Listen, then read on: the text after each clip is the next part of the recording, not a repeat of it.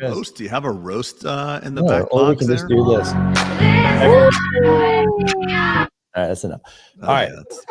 Welcome back to another episode. You have 4 of us here. Craig, he's out in the ranch. Sure is. Look at that. He's got antlers coming out of his head. Yeah. New set. Trey's got new equipment. So we will have no more unprofessionalism here. Right. Mine's not plugged in. It's off we to will the have. side. I think that we will have no more rookiness, and so you guys are elevating your game, and I, as the person who's already elevated, really appreciates it. Well, I'm glad that your audio visual game is up. We'll appreciate. You know, it's funny. Actually, I was just talking about that to the mastermind. So interestingly enough, so we were talking about marketing and things like this, and I said, and this is a little bit of a tangent, but bear with me. You'll really appreciate this. So we were talking again, it always goes back to, well, I need to get a film crew and I need to have professionals come in. I said, fair, maybe for certain things, but the mix is probably 50-50 where you want to have some raw things. And I said, here's the deal. People who are consuming your content will tolerate grainy video, video that's moving around, maybe not high quality. What they will not tolerate, and they don't even know this psychologically, is terrible sound. And we've all seen the person who has tried to record using their iPhone sitting across the operatory, and they're using the damn microphone of the iPhone to record that sound. And it sounds horrible, like you're in a bathroom. Right. So I just sent, there's now no excuse for that. Meaning I just sent them a link for, like, Amazon has a little microphone. You smack one part of it into your iPhone, you turn it sideways, put it on a tripod, turn that iPhone into cinematic mode, start filming. And now you have this tiny little wireless lapel here with a transceiver on your microphone on your iPhone for $30.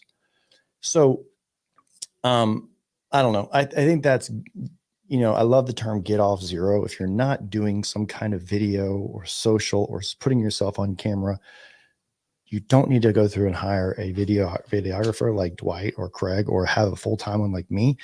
Just get off zero and start doing something.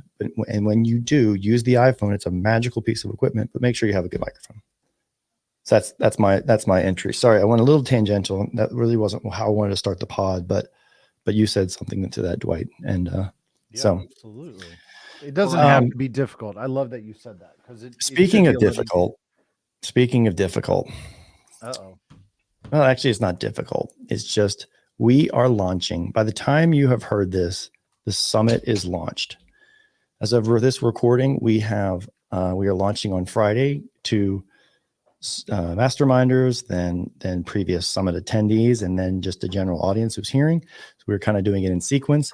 But it is hard because we, again, used another platform to kind of like consolidate things, make it easier. The software we had for the last summit, which was great, we're actually using them for kind of an all-in-one solution now, which is great. It's going to make everything streamlined. But it's delayed the summit. And we're only 6 months out from when it's scheduled. It's scheduled for June 14th and 15th in Scottsdale. So anyway, by the time you're hearing that, it should be open. By the time this pod has come out to the public facing ears, then it is ready to go. So bulletproofsummit.com. Go. I do like that. Not that we have go. Not that we have themes, but the what I love about the summit, and you guys can attest to it, all 4 of us can attest to it, is that it's the only education event that I'm aware of thus far where it's an immersive event for the entire team. Because as we always say, there's doctor stuff that we go to, there's ADOM for the office managers, there's hygiene conventions and assistant programs, but no one learns together. And when you don't learn together, you get knowledge, but it's very hard to execute. So what's beautiful about what we're doing, and hopefully people that are listening will take heed of this, you bring your entire team. And there's a lot of tactical exercises this time. There's a lot of breakouts where people actually put pen to paper and make an action plan. So you're not going to leave with a bunch of crap that just dies on the shelf. If you do it right, you bring your team, you're going to leave with an action plan. and you're going to know what to do. Yeah, So a roadmap. I think that's the direction we're going in this year, is leaving where the rubber meets the road for a directional roadmap for your team, right? Because it's a superpower to have all of us in the room, meaning all of our teams in the room, you know. And so when you have an opportunity like that, you better capitalize. And so that is the thing. And Craig, to your point, we are now having offices. Like, we actually had 2 people reach out to us. They're trying to bring, one office is trying to bring 42 people to the summit. One office is trying to bring 31. So I think that one office that they brought in like 10 people to the Austin summit, she's trying to bring at least 50. At crazy. least 50. Oh, it is one cool. office. Holy, can you believe that? That's what an investment, but it's great because it would absolutely make a difference for the action plan. I mean, let's face it, if the 4 of us got together for 2 days without an agenda and just, you know, strategized on the BP about what to do with the BP podcast, we'd make it better too. It's just putting everybody in the same location, the same intentionality causes magic to happen. That allows you to implement when you get back. Yep. Which, and there's magic in that. That whole strategy cabinet full of trophies with no implementation. Well, Trey, you used a word that I want to pick on for a second. Not pick on you, but pick on it. Because without fail, it is the thing. When someone is ready to make change, implement is the word you said, right? Change and sometimes exposing yourself to new data. So for example, someone gets exposed to the Bulletproof ecosystem. They start looking at the pathway and all the various things that can be done in the practice. And sometimes you can't unhear or unsee some of those things that need to be done. So because you've heard that, and because you know you probably and more than likely need it, it creates additional stress in your life. Agreed? Yeah, I feel that. Because most of us, I am guilty as well. And I was actually telling Craig that he's mastered this skill, and I'll get to it in just a second, is that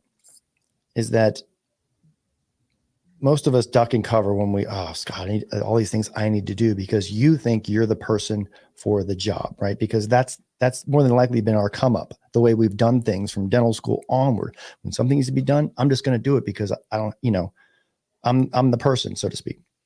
Now, what we see time and time again is when people learn new skills or be exposed to new skills or new things they need to do in their practice, where it fails is the implementation or the implementor, right?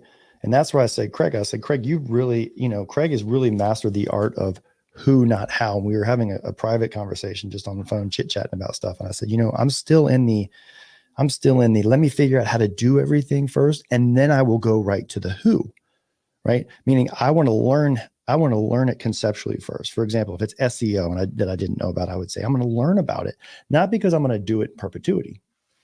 It's because I'm going to learn about it enough where I can then transpose that onto someone else and be the one who says, hey, you're responsible for the result. Or maybe that's a marketing company. That's why I always contend that you should know enough about the core subject before you outsource it, so that you don't get taken advantage of.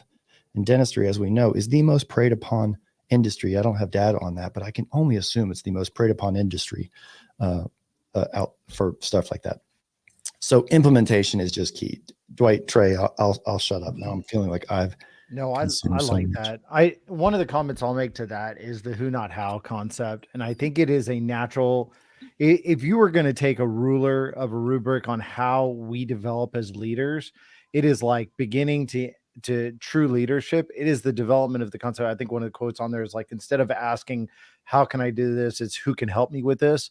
It's this concept of like, if I'm going to go somewhere and learn something, it better be 100%. Okay, Dwight, let's get specific, because I know how Craig operates, meaning he'll hear something and immediately turn around and be like, who's going to do that? Right? Like, can you do that? Can you handle this? Like, he doesn't even bother with having to learn about it. Right. Which is correct. So freeing. So tell me but before we go, just to add one thing to that, guys, that's not a great approach. It works for me, but I just got off the phone 30 minutes ago with SEO and web designers that Peter, really well. Mm-hmm. And when I redesigned my website like a while ago, and when the SEO fell off a cliff, like it did for you sprang into action because you knew what to do. Mm-hmm. I didn't have a who.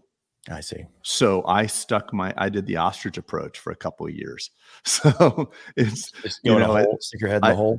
I put my head in a hole and hoped it would just magically fix itself. So, I think there's a happy medium between what I do and what you do. What I do, right? And that's what I want to hear. What Trey. So let's go Dwight. to Dwight let's go to Dwight first. Dwight, tell me, if I were to teach you and say, Dwight, you got to do this for your practice. Let's give an example. You've got to do local search ads for your practice. We'll get very specific. And I sat there and I proposed and I said, look at all these benefits, Dwight, look what it's going to do, blah, blah, blah. But I didn't say, here, Dwight, here's how you do it. What would be the next steps that you took? So notoriously for me, I'm going to gather information and I'm going to see how I believe it actually is going to benefit my organization from top level. And then I have a set cadence meeting every single week with my team in different areas. So if it's my clinical team, they meet once a week at this time. And if it's going to be a clinical development thing, it's going to be hit at Monday morning at 8 a.m. And I'm going to present it to them as something that I think we should start paying attention to. But the first thing I ask is where are we on this? Let's gather data. Are we failing in this category? Is this office doing better than that office? And let's talk about implementing. Where will your involvement stop? My involvement will stop in account. So I hold people accountable to get it done on the cadence consistently, but I do not get weekly meetings. Sorry, that's my weekly meetings. That's right. My weekly meetings. If it's a marketing thing, I have a marketing meeting on a weekly basis. That is, I'm going to check in and they're going to update me. And I have a cadence that's literally written on a sheet and we go back and check it. I have that template. It's magic. That's right. And that's the extent of what I will get involved. Now, if it is an area of brilliance that I love, that I'm passionate about, like Pete, you're going to get more involved in your marketing processes because you love it. You might be part of the creation process. You might take it a little step further, but then then you just want to go back to accountability because you can't be at that point where you're constantly the developer, if you will. Right. Yeah. Trey, before can I just say one quick thing? I think, Craig, one of my main desires of wanting to learn it is in order to achieve, like I've always contended that once I can learn it, I see things like a little bit farther. You always say like I'm real early on adoption and technology. Yeah, you're very early. So I see things far in advance of what I want it to be, but unless I have the context of what it is, I can't say what it should be. And therefore then I can't deploy and say, hey team, implement this. Here's what a touchdown would look like in 6 months time, whatever it may be. Trey, same thing. If I were to teach you, say, Trey, you've got to do this new skill, right? You've got to do local search ads. We'll use the same example. How would you then deploy it to your team? Or would you stay in it like me, maybe fighting? So I'll use local search ads as a perfect example because it's exactly what I did. Okay. Local search ads we talked about. You touched on, said, hey, this is a really good idea. We need to look at it. The first thing I did was send it to my team, operations specifically. So that goes to Morgan. Morgan looks at it. I say, hey, we need to look at this. Pete's into it. Let's learn about what you need to do, figure out what you want to go. Okay, can I pause you right there just for a second? I'm sorry. When you say, because I hear this a lot in people, we should look at this. Does that really mean, Morgan, you look at this? Yes. Okay. Just to be clear, right? So from the standpoint of how I operate now, and I think we all go through the beginning stages of what we've talked about, where you are in control. I go get it done.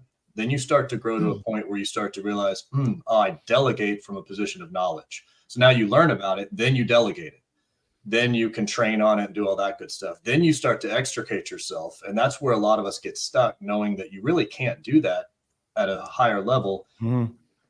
I think over the second half of this year, and this year, as we've started to really increase speed, I've started to learn the whole concept of, and real funny enough, it's Who Not How. That book really resonates with me of, I'm about to level up everything in terms of speed because I'm not going to get involved in any of it. So something like local search ads, it goes down to operations. It gets looked at, viewed, deciding whether it's something to pursue. If it's something to pursue, it gets assigned to certain people. Who makes the decision on pursue or not pursue? Typically Morgan with my. So again, you're not. So it's not a we should decide. It's Morgan. No, it's you should decide. Correct. That's amazing. Okay, so you are more in the. I would put you probably more in the Craig camp on Yep. this. Yeah, he is. He is. I'm in that camp. Okay. I do my best to extricate myself from everything. Well- and now I'm on I've had a big, it's almost like a come to Jesus moment with myself I'm not in control anymore. Mhm. I'm building a company with a team, and the team has input. I ideate. I sit down and I start to strategize, and I may learn something like you said, and Dwight touched on this, of what you're passionate about. You're going to learn about it, or you're going to learn about it because it increases your ability to strategize and see future direction. I look for future direction. I live in the future at this point in time. Craig, what did Tony Robbins says about growing a business? Like, what are the 2 skills you need to have? Well, You've he told me says this in the past. he says all business is just innovation and Innovation marketing. and marketing. That's it. Yeah. Right. And so Trey, to you, right, maybe because the marketing thing isn't you sit around and you said the word ideate, which really means innovation. Correct. Right. You want to make it faster, easier, better for the team. I guess where I'm going with this, guys, is that for what it's worth, I have a data point where I was the nucleus of everything. I know we haven't used that term in a while, but I have a data point back in my history where I was the nucleus of everything, the smartest guy in the room. Give it to me, I'll do it. Gosh, I'll do it. And it felt good. Like Craig will say, like, it feels good to me to kind of wear that scarlet letter for myself because it made me feel important. But it was without. Well, you are important. You are important. But without fail, I want to make sure everyone is hearing me say this, that's listening to this podcast. Without fail, it was the impediment to my growth. Absolutely. At this Good for stage, you, Peter. Good for you, by the way, to admit that publicly, because at the end of the day, we all serve our ego, and your ego, when you're the guy or the gal that gets to make all the decisions, it feels good. It feels good when someone in your team says, hey, how do I do this? Just X, Y, Z. Oh my God, thank you so much. How do I do this? C, D, E. And like all day long. But then you're like a switchboard operator. And when it's coming at you with 1-on-1, you can move the switches. When it comes at you at 6-on-1 and 12-on-1, you're the impediment. You're the bottleneck. You're the bottleneck. And it does take, do you want to be important or do you want to be successful? Do you want to be instrumental or do you want to be, and it's just a definition of what instrumental is. Craig? So we have a term right now that we're going to use that the 3 of us have heard. Delegation is not abdication. Right. That's what most people think it is. So our masterminders are calling us. Describe the yeah. So what is a common theme when people hear what we've just said of the last 15 minutes? They say, okay, my chief hygienist or my office manager, they're going to go walk up to them and say, hey, Becky, I want you to run it all. What is that? Becky's like, well, what do you mean? Like, I just want you to run it all. You've been here for 9 months. You know what I like. Here's the keys. Take care of it. Do what you think is best. 6 weeks later, 6 weeks later, I got to fire Becky. I got the wrong person. Becky sucks. So no, you just abdicated. You didn't delegate. You said, here is the keys. Have fun. Let me know how it goes. So you with Morgan, Dwight with Angela, Peter with his ops team, me with Erica, these are decade plus relationships. All of us, decade plus. They got to know us. They got to really understand it. And I think a lot of dissatisfaction comes, I say this often, don't compare your chapter 1 with someone else's chapter 10. So there was a decade of working together. Erica was my chair slide assistant. She got to know me. Do you think you can handle this? Why don't you take this on? Why don't you take that on? Totally. It's, and it takes time. So don't go. The most common thing is I need to find a CEO, and they hire some poor SOB that used to run a nice company, 70, 80 people, hand that guy or girl the keys. And like 6 months later, they fire them. Yep. Because you need to describe what it is what's a win. Because there's not enough context. The new person has not enough context because they didn't see you, right? They didn't work through you from assistant to whatever to. And you weren't clear with what's a win. Right.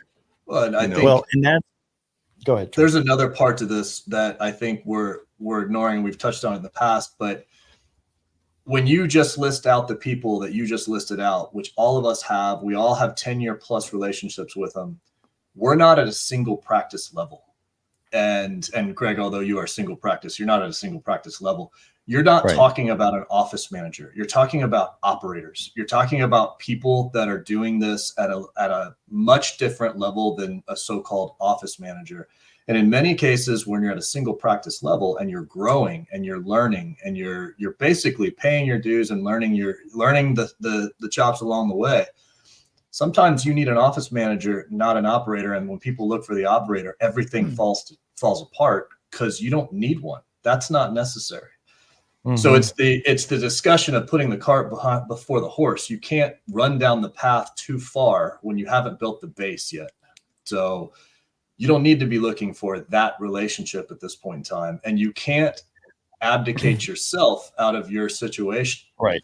There is an art and a science, right? So if someone's listening to this is like, I'm ready to go, I want to go next level. I would say, looking backwards, that the skill to learn would be this art skill that we're talking about, right? And there's copious books that describe it. There's, who, not how, we've mentioned a couple of times.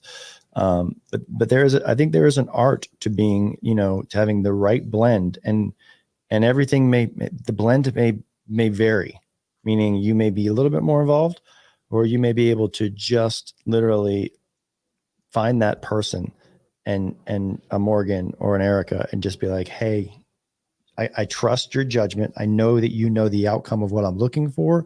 Learn this skill and just roll. So, so anyone looking to kind of go next level, advance their operation. Go ahead, Dwight.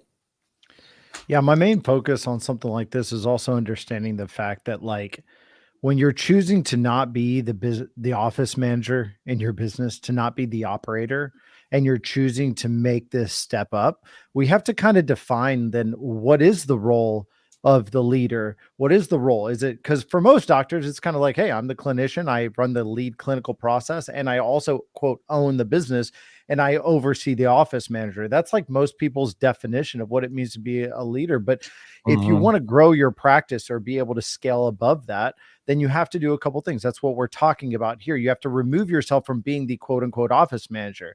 I've met a lot of doctors, office managers, and they are just, their favorite assistant got moved up to be the office manager, and they're not office manager type individuals, which is what keeps you in that office manager role as the owner. So you have to decide, who are you going to be delegating these things to? And do you want to test out the people that you have that you feel you hand selected to be excellent because they were excellent chair side? They're usually not the greatest operators for your business. They're not the ones who can handle, actual financials or ordering and budgets and things of that nature to help you grow and scale. There's no doubt about that. Right. But what is our job? Like, if I were to say, what's my job and where do I stop? I have to know two things. This is what I want to change, right? I have to implement a sense of change. This is what I'm changing. The second thing is what's the rubric that's going to make that successful? And what does the maintenance look like? Meaning, what is the KPI I'm tracking to make sure that this is maintaining itself?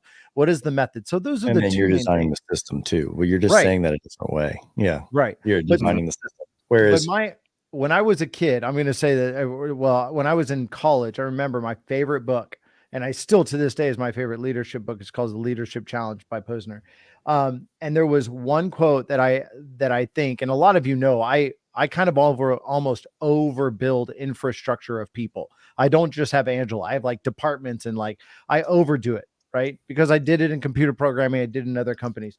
But I remember I just wrote this down, and it was like my favorite quote: leadership must challenge the process, precisely because any system, even good systems, unconsciously conspire to maintain the status quo and prevent change. So our job is to create change, to make sure that our team is allowing for the growth of your business. But what you're saying is the default is to maintain settle, the status quo, to settle and maintain it, because you have to break that inertia. You have to drive change. Correct. Yeah. And that's our job. But if we're caught up in doing the minutia of designing the change, implementing the change, maintaining the change, and holding people accountable to the change, guess what? You are the status quo, and it doesn't work. You bottleneck again. Yeah. Right. So this is the difference between strategy and operations. Strategy is the idea of where are we going and how are we getting there? And that's us standing on a ladder looking over the wall. doing this, checking out where we're headed. This is the plan. Here's the strategy. And then you hand it down the ladder to someone that's stuck in between the walls. They can't necessarily see over the walls, but they're going to tactically execute the strategy. And that's your operations, the tactical executions of it. And if you stand on that ladder and look over that wall and you start to design strategy and you stay in that role, you will do well. But as soon as you climb down that ladder and put your fingers in the dirt, you now can't see over the wall anymore. So you have to make sure that you are the person that does that. You will at scale. Okay. You will at scale. These things. I was going to say, Pete, and you're a good example from what we've talked about. You keep wanting to go put your fingers in the dirt, but then what it does is tell you, well, where am I headed? Yeah, I'm trying very, very hard in this acquisition I'm about to go through to really, as my wife says, not be a control freak. And so which is hard. That's a hard thing to let go of. To Craig's point, because I know how to make the 1 through 10, right? Crystal clear. I can see things far in advance, right? And so, but putting my fingers in the dirt means I stay dirty in perpetuity. Is that what you're saying? Yeah, you lose. What you do is you start to lose the ability to see forward because you're using your time and your mental capacity to do something in operations, tactical execution. This is philosophical. So I want to wrap this up into like this subject. I got one more subject this for us. Philosophical domain. So kudos to you, Peter, for acknowledging that it's you, because I think that's the first step of ownership to create something. And let me be very clear with you. If you are going to physically do what you've done in all your other practices in this new acquisition, it will be better, Peter. It will be better. So if Papa John didn't want to open up 5 million stores, he probably made really good pizza in his first shop. I doubt his 5 millionth pie that's being served right now. But like there's a Henry Ford quote I've probably said to you many times when asked about the Model T and said it's just quantity over quality. Henry Ford was famous for saying quantity has a quality all of its own.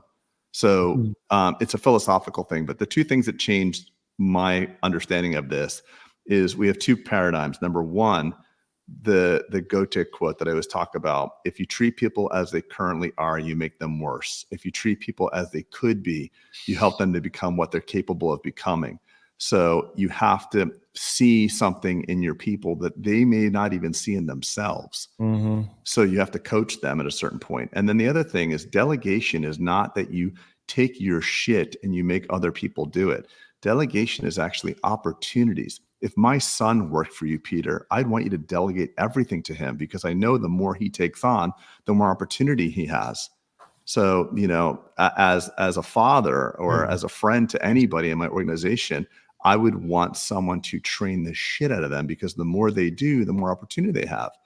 But how many people in the mastermind, for example, and even us, of course, think that delegation is not only abdication, it's basically, I want to give this job that I hate to somebody else. Yes. And that's how it's packaged. It's how it's packaged. Rarely is it, I need to find somebody to do this better than me. Right.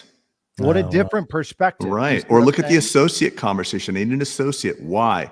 Because, I want to give all the shit to them so I can be the FMR. What type of associate are you going to get when you want to outsource only your 15 DOs to them and pluck their FMRs versus I want to grow this organization with high quality care and I want to train everything, the 300 grand of CE I've learned.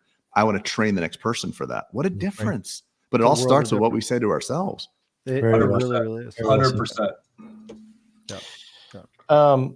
So guys, I want to just tell you that I am on the middle, after 19 years, I am in the middle of day 2 of changing softwares. Oh, no way. I didn't know you started.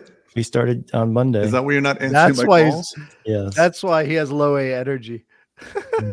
I do have low A energy. Oh, I'm sorry.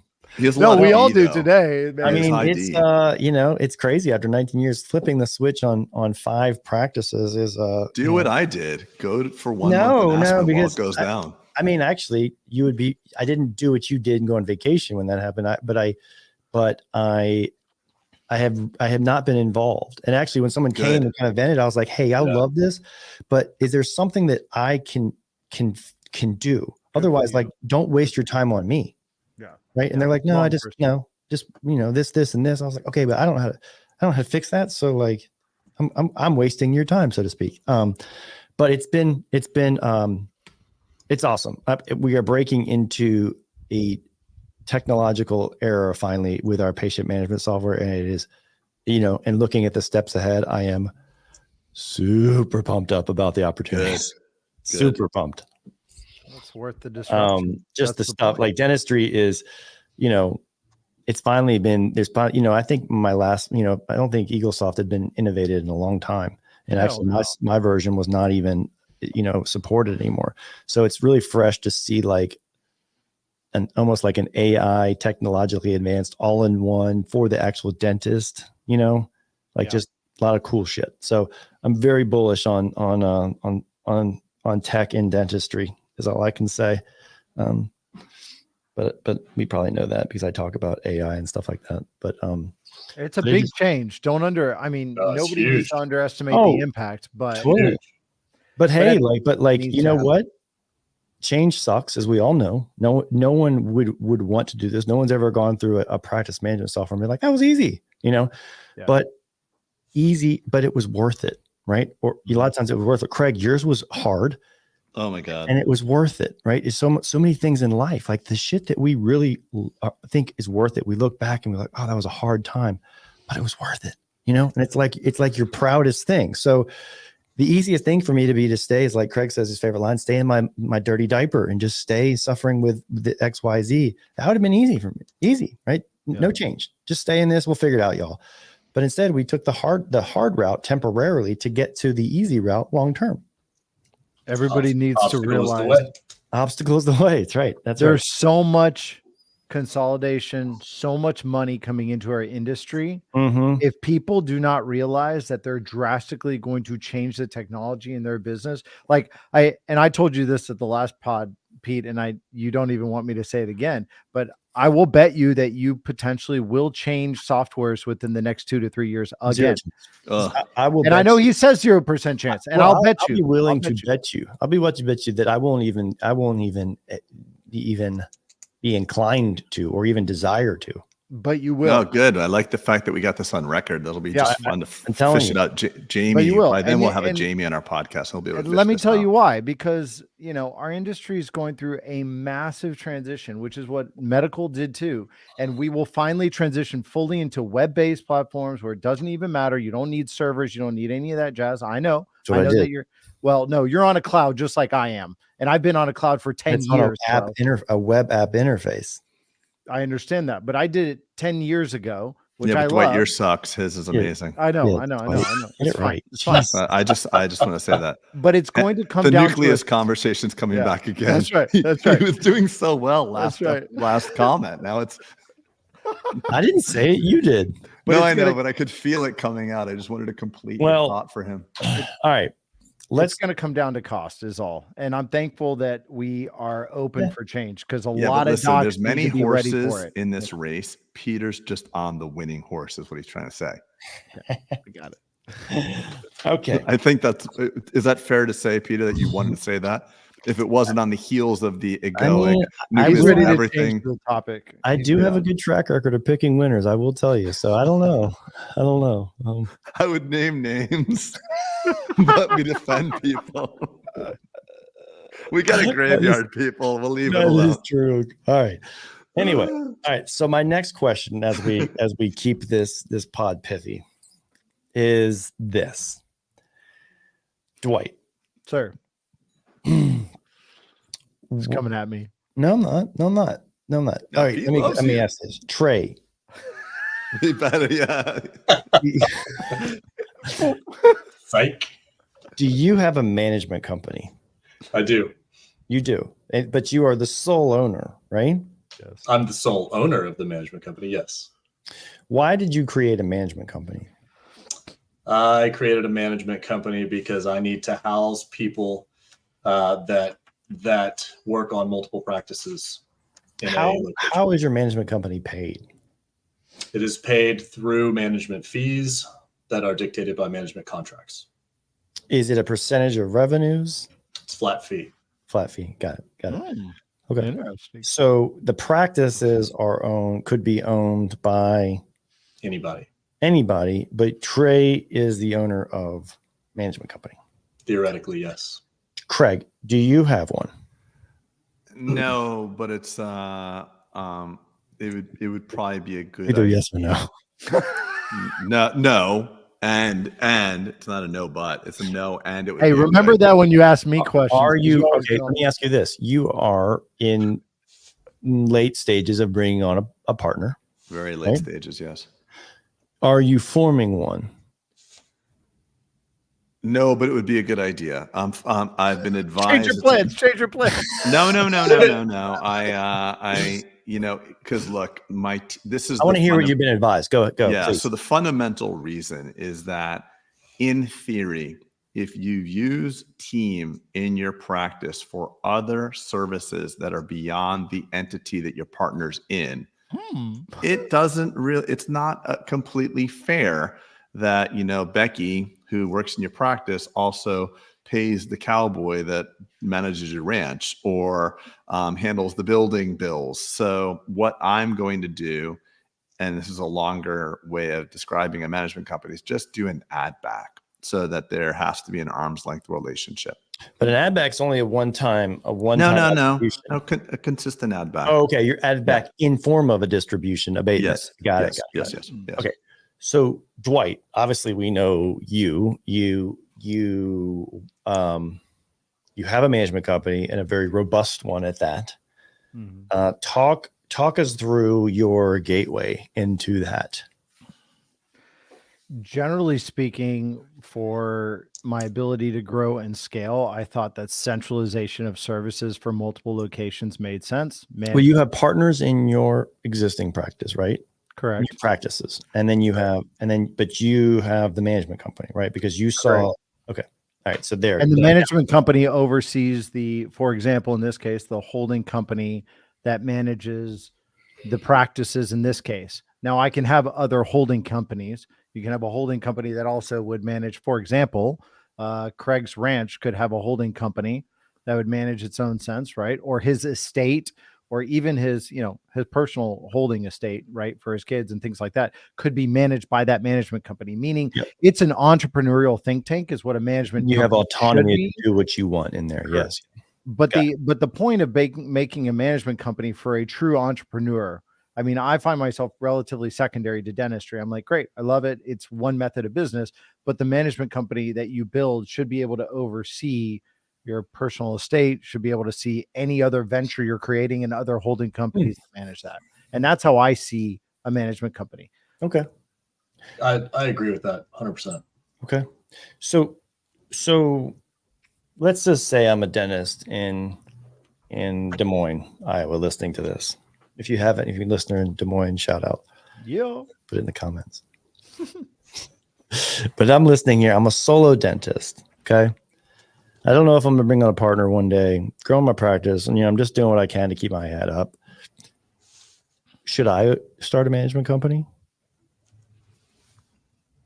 Craig says no. What say Dwight? Well, there's two ways of looking at what it. say Trey?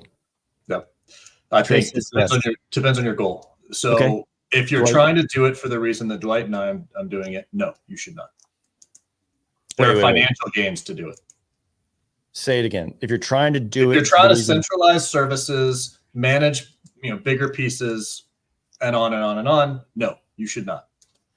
There are financial gains to splitting up your company and having revenue streams run through different aspects depending on the. What are those financial gains by splitting up your company? Tell me more. You have a revenue stream that can be run through, say, a C Corp that could be taxed at a different level up to a certain point that now has tax benefits that can save money, for example. Okay. Dwight, I didn't give you a Trey. That's fantastic answer, by the way. Dwight, what say you if I am the Des Moines example, right? What should I have one? Maybe the average dentist does not have a necessity. The average dentist is not an entrepreneur, and the average dentist is not the kind of person who necessitates that level of involvement. Most dentists want taxes done and clean and done, not complicated. But clearly, if you have a management company, you have management agreements, you have all those processes, it's a higher level of accounting, higher level of tax, higher level of business processes. And therefore, most doctors in general who have a private practice do not need to do this unless if you're planning on scaling and growing multiple types of businesses or even multiple businesses within your dental office. I know one person who has a single location. They have a lab and they have all these other things and they're hyper managed and they need a management company to streamline the benefits of each of those businesses into one management company. But again, that requires a high level of expense, legal, accounting processes that on the back end can be beneficial, let me ask at you this. scale. So I've heard all your answers. Could I, now we use the same example. Let's say I decided to go forward. I'm the Iowa dentist and I set this up. Now there's a revenue stream coming to my management company. Who could I potentially sell part of that to? Anyone. Who could I potentially sell part of my practice to? Dentists. Interesting. Okay. That's a DSO. So, well, that's a DSO methodology. It's not the DSO. All right. Let me ask you this. So who believes in profit, that book Profit First, as you're a solo practicing dentist? You believe in that, Trey, right? Craig, yeah, of course. But like, do you allocate? Well, when I say who believes in it, who actually deploys that method of a set amount goes into a different account every month? Yeah, I think I don't do it as systematic and automatic as that. In terms of as defined as that, but I believe you pay yourself first in concept. Doesn't have to be how much. I think can we just add a little bit? Me with the vision. The Des Moines dentist, is he going to be like 75% of the dentists that are listening to this or that are out there? Maybe not listening to this because they're entrepreneurial if they're listening to this. But is he going to be like 75% of dentists where he's solo to the day he decides to transact? Yeah, because that's a different animal. I don't have the exact example. What I'm trying to do is just illustrate eye-opening things that people may want to go and learn more about, seeing if it's applicable to them. But again, just to steer our audience properly, if you're gonna, Craig, it doesn't matter. It doesn't matter. Well, I mean, to the solo dentist that's out there, and I'm not trying to. Let me just say one thing to the solo dentist that's out there in Des Moines. If it's like the dentist that I've come to know, he doesn't even, or she doesn't even pay themselves the associate salary. And there's such high, I don't even know if the Profit First really exists, because if they properly pay themselves, they may be shocked to find that there's actually no profit from a solo practicing dental office. And like our friend Mitchell Baldridge says, it's fine if you buy your own job. It's just be careful what you pay for it. Yeah. So I just think to the management conversation, it speaks to the entrepreneurial profit, because without that, management company would be negative on top of your negative. Right. Yeah. And you're right. And I'm only speaking from my own experience. I've had one for 2015. So I've almost 10 years now. And I can speak to the merits of it, but honestly, I have to say, if I was a soloist, I would not have done it, because there really been no need to, because there's so many pass-through abilities that it's a complication that is unnecessary, because it's a company, which then requires a return, which requires bookkeeping, which requires tax, all the different things that go along with it. And if you get as complicated as Dwight's good, now you have employees in there, now you have expenses in there. It's a whole different thing. I will say I started one and I was premature and I dissolved it. Oh, wow. Okay. So I had a management company and I don't remember exactly where I was, maybe 3 locations, something like that. I was trying to get economies of scale. I was still learning what I was doing. Economies of scale did not exist at that point in time. But people I was moving into the management company was the same amount of people I could put back into the practices, and I got rid of it. It was nothing but complexity. Yep. Yeah. And so I think that is Craig, what I'm saying is like, no one should use anything here as the judge and jury on something to execute, right? Like, oh, well, they talked about it and they said thumbs up, so I'm doing it too. And like that should not be the end of your diligence in anything we're talking about, marketing or employees or utilization rate or whatever. it's just exposure into something that you need to go learn more about, right? You can't unhear some things that could benefit you, and some of them may not be applicable, and this might not be applicable.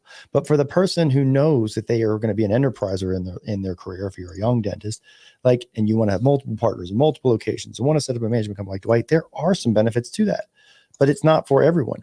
I will say that a halo benefit for us setting it up in the past is that I talked about kind of the bifurcation of profits, right? Meaning that a percentage of our top line revenue goes into a management company every month without fail, which happens to be, almost like a built-in savings. So my partners have equity in the management company, just like the practices. And it is nice to kind of, that's the first check that's written every month is from top line percentage of top line revenue into that thing. And now you're not looking at that number anymore. And it is nice every quarter you say, oh shoot, we forgot about this. Not forgot about it, but like, oh, look, this is able to be distributed now because everything is good, right? All systems are go. This pot can now be distributed commensurate to your ownership. And so it has been a saving grace. Actually, I will say in certain periods of our growth, we've been able to use that as a dry powder pocket, right? And it has been forced savings all along. And it wasn't necessary for the reason of, oh, well now, I think Brian Kaleo is the one who says that actually, is that the marketplace for a management company is the globe, I think he says, or is the world. And marketplace for your practice is just local space. Right. Says the guy who gets paid 20 grand a piece to make a management company. I love Brian, no shade, but I'm just saying, show me the compensation. I'll show you the dialogue. So he does have a very overarching message. I was planning on going to that conference, and now I just got I love Brian Kaleo. We've had him on the podcast. No, I think it's great, but I do think that the tool is relatively oversold. Right. For those who may, especially for our industry, when you're holding a screwdriver, everything looks like a screw, right? I mean, it's our own conformational bias with us. But I think it's so good. Just to kind of unwind any comment. Sorry, give me 1 second. If you are looking to start a DSO or management company, that's the guy I would use. So I mean, you know what I'm saying? I'm just saying that his speech at the dental association with, hey, if you're a dentist, you can only sell it to a dentist, so you better start a management company, might be an overbroad message for everybody. So one size fits all. That's all I'm saying. I just like that we're simplifying this, because the truth is for our industry, and I know dentists can only think about dentistry sometimes. It's like there's just a very small percentage necessity for management companies, unless if you're growing and scaling and ready to enterprise. And I love the fact that essentially what Pete just said is his management company is essentially building that profit first protocol. Now, early on in Pete's career and all of our careers, guess what? There was no profit first. All the money went back into growing and scaling, growing and scaling. So no, do I believe in profit first? No, because I'm growing and scaling like a beast right now. And I'm just pushing, making sure that we make that happen. But he's right in the sense that that stability, especially once you have partners, they require stability in whatever level that they're at, whether it's at the management company or the holding co.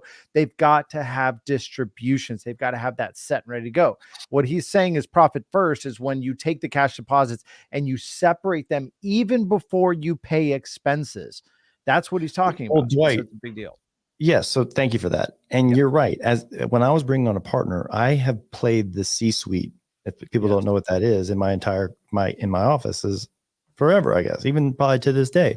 So C-suite is your top level. You see it at big companies that are publicly traded, but it's the CFO, the CEO, the CMO, CTO, like that combines the C-suite, if you've never heard that.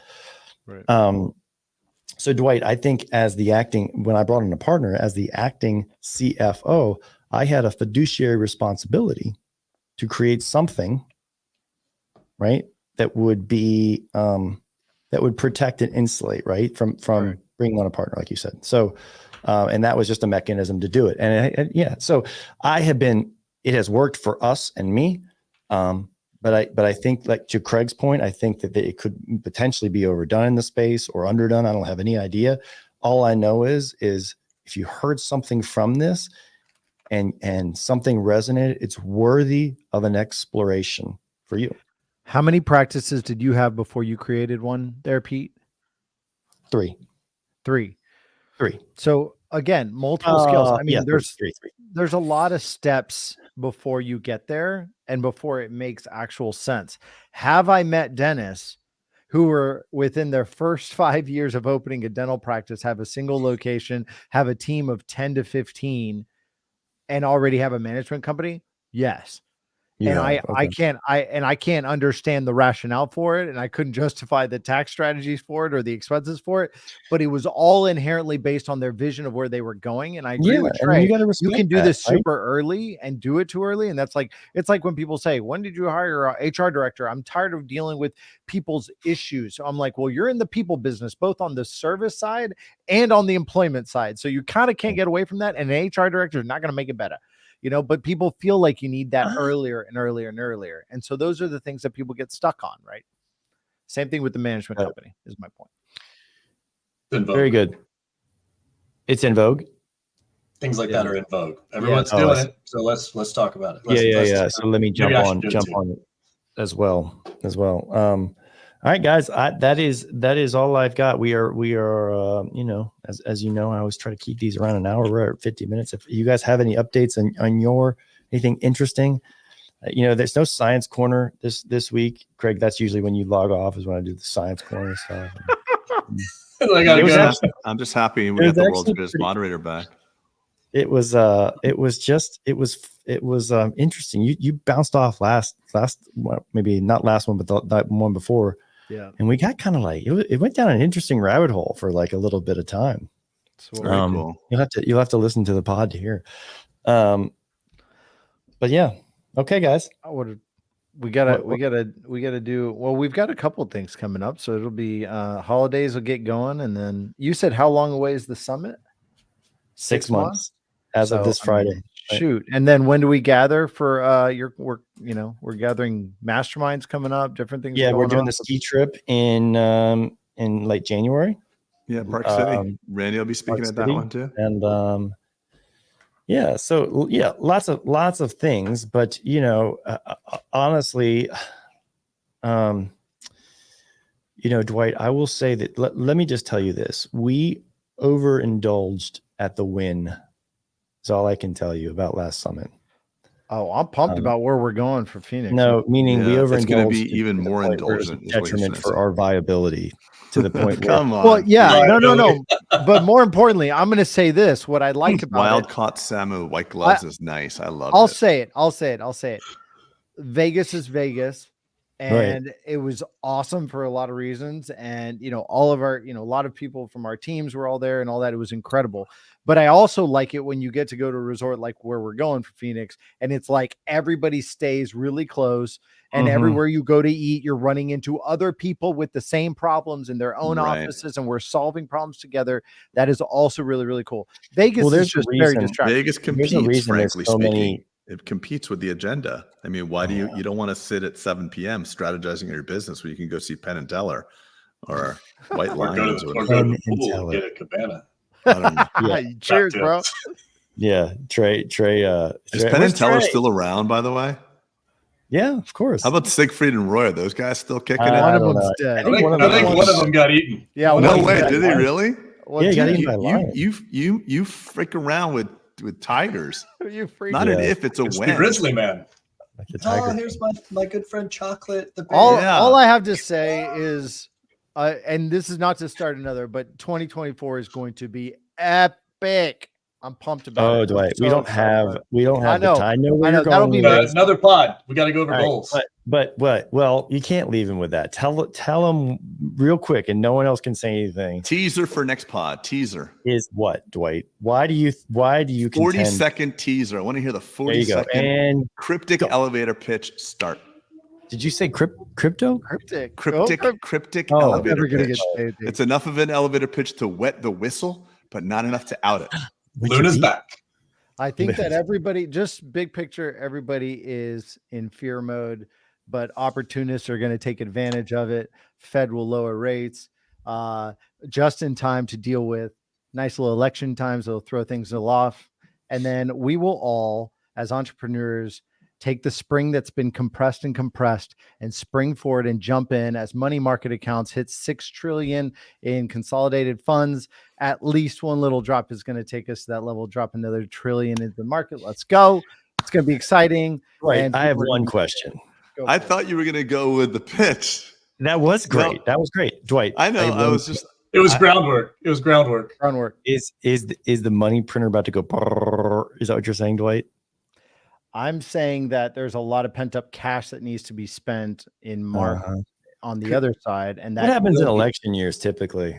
Could there be an opportunity just to bring this opportunity you're talking about? Could there be an opportunity for the people that are listening, Dwight? For what? For what to do? No, is there an opportunity that for the listener potentially? You mean to invest in our practices? Oh, I don't know if that's kind of crazy now. I thought we were going. No, I think listen, they should invest in their own it's time to businesses. I close. think it's a heavy entrepreneurial year. And out of fear and compression of that, whenever there are risks of fear, there's a lot going on in the world. There's elections coming next year, all those other things. When people are scared, it is time to buy and to make transformational investments in your businesses. That is how all of us have developed our businesses, in my personal opinion. So I think everybody should do that as well. So you believe in periods when to make money? Mm-hmm. It's going to Do you be believe fun. in that? I like graphic this. that I like what the world's greatest dental moderator is trying to do here. Let me tell you what he's trying to do. He's trying to get you to say what he wants. So, in other words, you believe. You know what in we need to Lunicoin. do is when are Guys, we doing the review meeting? The meeting of all our I know. Oh, all well, the it'll be the predictions. first of the year. The recap for yes. Who won? who won. Yeah. Smartest Again. smartest bear in the room. Who won? Who is the smartest dental prognosticator of luckiest bear in the room. 2023? Yeah. Okay. All right, guys. Well, I will save this chart from George Trich that I sent you guys. At the 100-year-old chart of that's been historically correct a crazy amount of times. And I got this from, I forget where, but I'll bring it up on the next pod as we crypto website. It's not from crypto. It actually has nothing to do with crypto. There's a farmer that developed this. George Trich is a farmer who developed this thing, and it's crazy. The times of good times, high prices, time to sell, right, and then low times, hard times, time to buy, kind of thing. And he shows this chart, and you can look back at data when he was around, and he kind of nails a lot of these things. So it's kind of this like weird. And you know how we talked about, Hey, it's like Peter, this it's internet- time to upgrade the camera software so you have the unlimited package so you can actually use it for more than 1 hour. Well, you know what Sound like that is. pride PBS flag. back in the day. I mean, appreciate you being in solidarity with our full diverse community, but you Well, got to get the full it's the package. Sensor anyway. All right, guys, that was fun. Over and out, and we will see. Thanks, Peter. Thank you for organizing this. Thanks for holding us rowdy crew together, and we You got appreciate you. But everybody, before we go to bulletproofsummit.com. It will sell out. It always does. And by the way, there's discounts. So if you bring 30 or more people, it's a 30% off. So literally, we're like paying you to come, essentially. And So on that, 10 we will- people, 10%. So 20. sign that team up. That's what I'm talking See you about. guys. You're not kidding, bro. It's 2023. It's 2023 is the date on there. It is real. Oh, on the chart? Oh, we're still recording, yeah, but on bro. the chart, Dwight, Yeah, look at bro. that. Like, spend some time with that. You're going to be It's like, wild. oh my God. Yeah, I Who- love every freaking. It's bit almost of like it. it was like divine intervention and is like the thing. So, all right. Until next time, everyone. We're still going.